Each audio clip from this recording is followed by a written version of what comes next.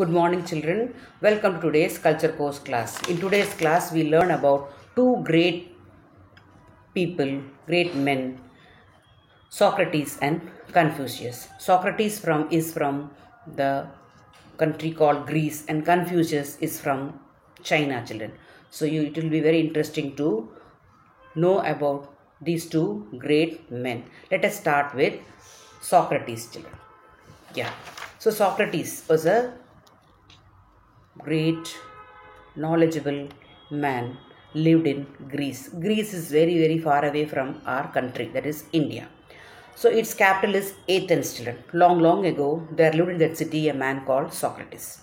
He was the son of a sculptor. Like his father, he also made images in stone. His mother was a nurse. Socrates was a very good man. He would say that only thing he knew was that he knew nothing. That means he was so much knowledgeable, and he wanted to find the truth about anything happening or anything around him. He encouraged everyone to ask questions and thus got at the truth. He taught people to love, to be honest, to practice virtue. Many disciples studied under his guidance. Socrates had a strong body, but he was having an ugly face. His nose was flat and lips were thick.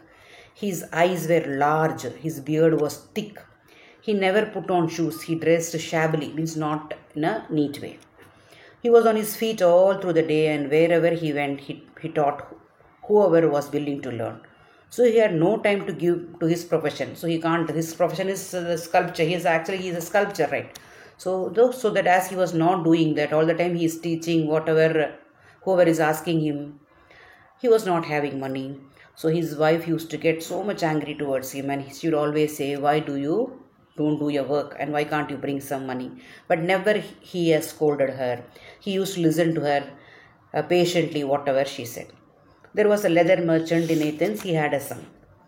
That son came to Socrates to learn the truth. The merchant's father did not like this, and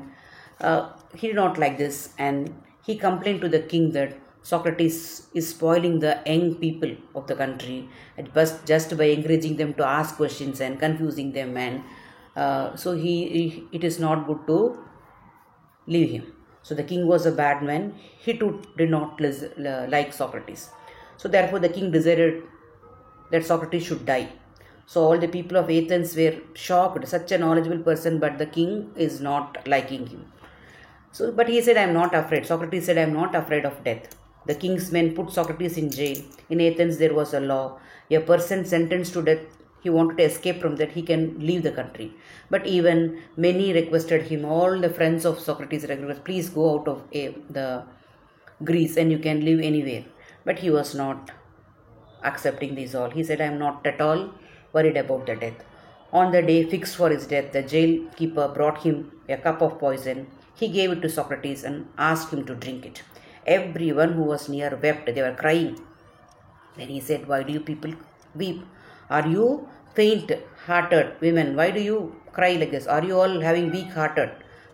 Please don't cry. Bravely he drank the poison. Slowly, it pained him all the more. He then lay down on the cot and he died quietly. So after his death, the king also realizes how much knowledgeable Socrates was. People till now they realize that they remember him, that he was so knowledgeable. But when he was there, the king did not accept that he is, and king and some people did not accept that he is knowledgeable. But you can see Socrates, how bravely he accepted the death, and his preachings are still followed by the people, children. Many think of him as one of the wisest men who ever lived. You can see that shabbily, he dressed shabbily. Some words are given with meanings, children, that is not tidily. Corrupted, spoiled, that some of them thought that Socrates is spoiling the children, young men of the Greece. Unruffled, undisturbed. So he was undisturbed with the thing that he is going to die. Some questions are there. Even you can try to answer this question. Next, children. So now we learned about, you can see the Socrates. So such a great wise man who lived in Greece. Now I am going to introduce to you another great man. See, you can see the image. He is none other than Confucius from China. So Confucius was a great man who lived in the great country China. It is in the east of our country, India. Many great and learned men lived here. Confucius was one among them. He lived in China 2500 years ago, children. Ho was the name of his father, and Chen Tsai was his mother. Confucius was a tall man. He had small eyes, grew a short beard, you can see in the image. He was very wise and learned. He wandered all over China. Many kings and nobles sought his advice. He was a minister too.